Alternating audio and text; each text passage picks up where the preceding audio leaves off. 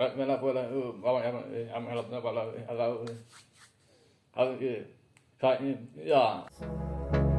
storms we chase are leading us, and love is all we'll ever trust.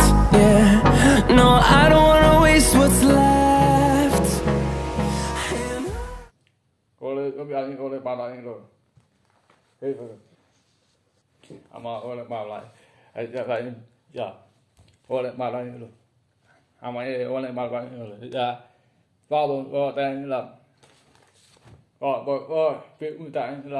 Orang ai, tu ayah lo kali, teh lam, tu ada laba pun, malu, lah tu tinggal kali, bawa, kamu tu, wang itu apa tinggal lam, orang malu, kami orang malu itu, tinggal begini, ya, bawa alat tu, bawa tinggal begini tak, kami begini malu, saya ya.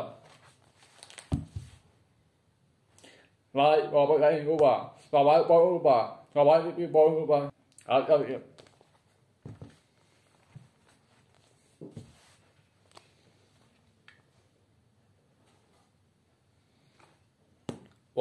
Vậy gì? Tập nước rồi.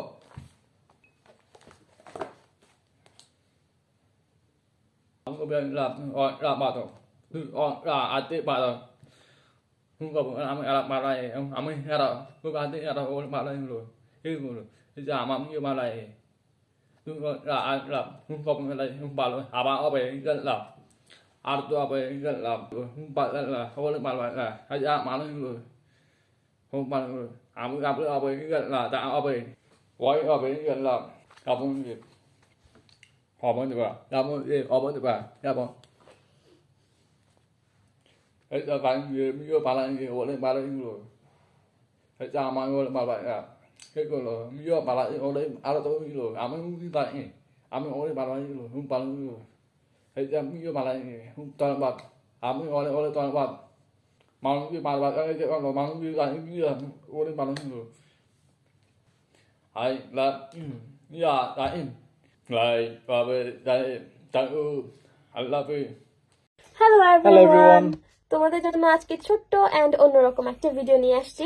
তোমাদের মধ্যে অনেকে আছে যারা আমাদেরকে তোমাদের লাভ আর সাপোর্ট দেখানোর জন্য অনেক রকমের ওয়ে ইউজ করো আমাদেরকে তোমাদের সাপোর্ট আর লাভটা দেখানোর জন্য, যেমন অনেকে আমাদের ভিডিও এডিট করো আমাদের সাথে শেয়ার করো, বা ছবি এডিট করে শেয়ার করো, ইভেন অনেকে কন্টেন্টের আইডিয়াও আমাদের সাথে শেয়ার করো। So we really appreciate it. কিন্তু তোমাদের মধ্যে একজন আছে যে রিসেন্টলি ওনার একটা পেজে ওনার পোস্টে আমাদেরকে মেনশন করছে, যেটা দেখে I mean, it really touched our heart, the way he expressed his love and his respect for us.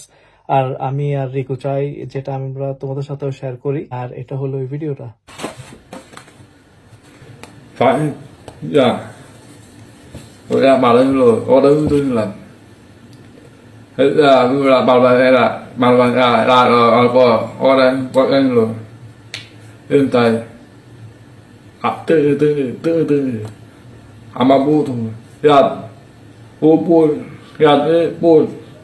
Thank you so much for your love and your support. আর আমাদের এই ভিডিওটা বানানোর কারণ হচ্ছে আমরা আপনার পোস্টে লিখছিলাম আমরা আপনাকে সাপোর্ট করব। সো এটা আমাদের ওয়ে অফ সাপোর্ট আপনার জন্য। আপনি যেহেতু সময় নিয়ে আমাদের জন্য এত সুন্দর একটা ছবি আঁকছেন, আমরাও আমাদের কিছু সময় দিচ্ছি আপনাকে সাপোর্ট করার জন্য। গাইস, যারা যতটুকু পারো প্লিজ সাপোর্ট করবা ভাইটাকে, নিজের এই ট্যালেন্টটাকে ফিউচারে যাতে ইউজ করতে পারে। তোমার পেজের নাম হলো সাগর K2 Artist. Help him grow. And guys, thank you so much. We now have 800,000 followers on our page. Thank you guys for all of your support and love. সবসময় এরকম সাপোর্ট এন্ড লাভ দিয়ে যাবা আমাদের, যাতে আমরা গ্রো করতে থাকি and soon 1 million হয়ে যাই। হ্যাঁ, ইনশাআল্লাহ আমাদেরকে 1 million এ পৌঁছাও। Only 200,000 left. Only. Love you guys. Bye bye. Love you.